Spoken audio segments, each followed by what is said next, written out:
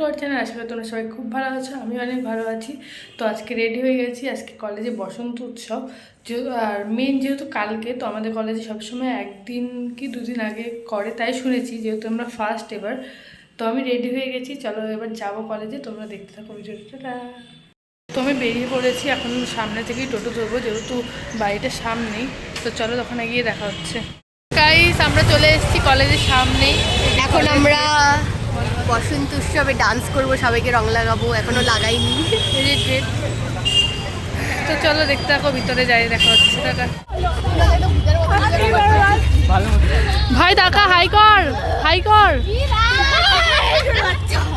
তো গাইস, আমি আসার পরে আমার অবস্থা এরকম হয়ে গেছে, আর এদিকে মাঠের অবস্থা এরকম। ভালোই লাগতেছে দেখতে। এখানে হবে নাচানাচি, আর এই যে এখানে স্টেজ, এই সবাই লোক। হ্যাপি হোলি।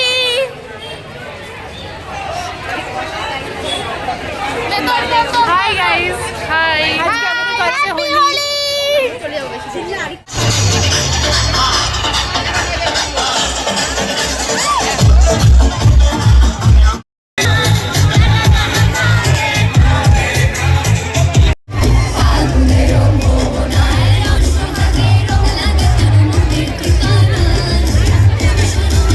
গাইস, এখন আমি বাড়ি চলে যাচ্ছি, আমার খেলা হয়ে গেছে। এখন আমি বাড়ি যাবো আবার দাসপাড়াতে।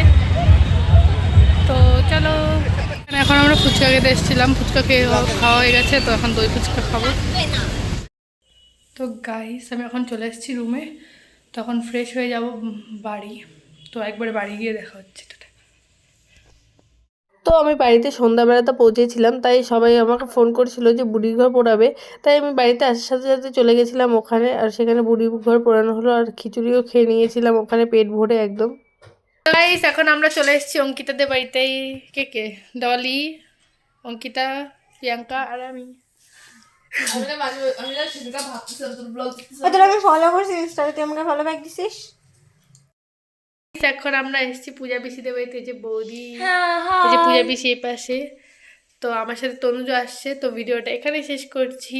তারা সবাইকে ভালো লাগলে অবশ্যই লাইক, কমেন্ট অ্যান্ড শেয়ার করে দেবে। টাটা।